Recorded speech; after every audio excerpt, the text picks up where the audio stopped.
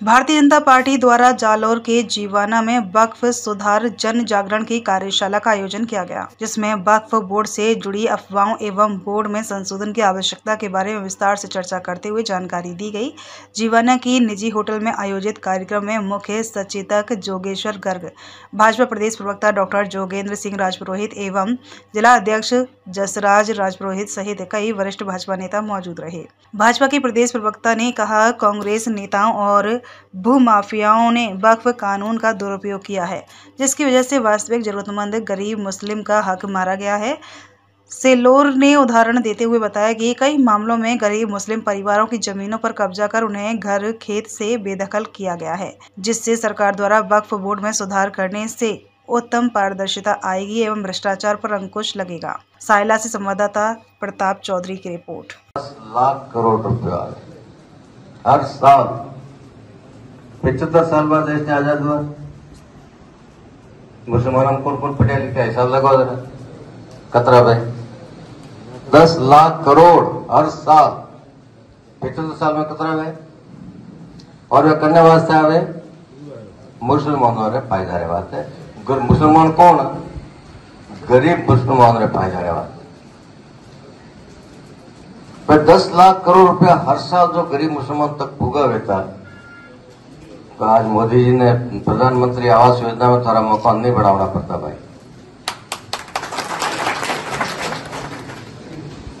थारा बेटे सीमेंट सड़कों पे सीसी रोड पे ढाणी ढाणी तक, और थोड़ा सबरा पक्का मकान बेटा। अब जसरा जी बताया आपने, सब स्कीम मोदी जी मोटी मोटी स्कीम 250 के ऊपर स्कीम मोदी जी हैंग तो बता नहीं सका, पर हर स्कीम में सबने फायदा मिले। सबका साथ और सबका विकास है, भेदभाव में करता ही नहीं हो, करने टालता नहीं हो। कांग्रेस राज में कोई भी फायदो देवारी नौबत आवे तो पहला पूछे वोट करने दी, तो पहला पूछे वोट मड़ियो हुए तो कौम में, वोट नहीं मड़ियो तो। मैं कार्यशाला में नहीं जाऊंगा तो शायद पार्टी का काम रुक जाएगा, ये अपने दिमाग से निकाल दीजिए। देश और दुनिया की सबसे बड़ी पार्टी है, आप नहीं आओगे तो आपका भाई आएगा, कोई न कोई काम जरूर करेगा। ये सरकार बनने के बाद में हम सब लोगों के बीच में आदरणीय जसराज जी अध्यक्ष के रूप में पहली बार बड़ी संख्या में है। मैं आप सब मंडल अध्यक्षों को भी बधाई और शुभकामनाएं देता हूं जिन्होंने नई मंडल अध्यक्ष के रूप में कमान संभाली है।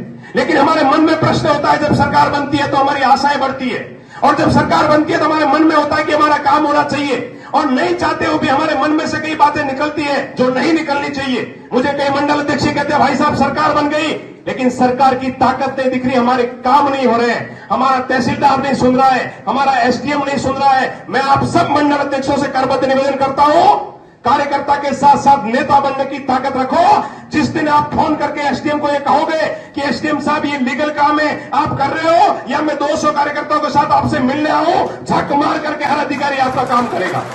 नेता बनना सीखो, जन नेता बनना। भारत सरकार ने जो वक्फ बोर्ड का जो अमेंडमेंट लाया है, उसको लेकर के आपका क्या मैसेज है? मेरा यही मैसेज है कि वक्फ जो एक कमेटी बनती है वो होता है कि धर्म के रूप में जो खुदा के नाम पर जो दान की गई संपत्ति होती है, चाहे वो पैसों के रूप में है, जमीन के रूप में है, या किसी सोने चांदी के रूप में, तो ये वक्फ बोर्ड का काम होता है कि उसकी देखरेख करे, उसका प्रबंधन करे, उसका मैनेजमेंट करे। वो ना तो किसी को बेच सकती है और ना ही उसे किसी और के नाम पर करवा सकती है। इसका मेन काम होता है कि उससे जो किराया आ रहा है उसका उपयोग वो उन गरीब मुसलमानों के एजुकेशनल, सोशल और इकोनॉमिकल डेवलपमेंट के लिए करे। तो वक्फ बोर्ड का जो अमेंडमेंट आया है, इससे पहले हम ये नहीं जान पा रहे थे कि वो विकास हमारा हो रहा है या उच्च स्तरीय नेताओं का हो रहा है, या जो उसमें बैठे हैं उच्च पदाधिकारियों का हो रहा है।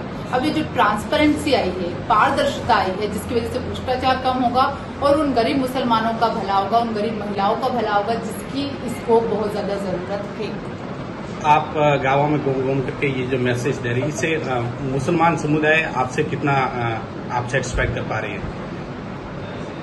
एक्सपेक्ट कर पा रहे हैं। मुसलमान समुदाय है, इनको आप कितना संतुष्ट कर पा रहे हैं इस अमेंडमेंट को लेकर के? अमेंडमेंट तो जो सबसे पहली बात है, भाजपा सरकार लाई है। कई लोगों के दिमाग में तो बात यही आ जाती है कि ये हमारे खिलाफ होगा, लेकिन मैं कहती हूँ कि जब अल्लाह के नाम पर कोई बोर्ड बना है जिसको हम वक्फ कह रहे हैं, अगर अल्लाह के नाम पर बना है तो उसको सच्चाई के नाम पर तो चलना वाजिब है।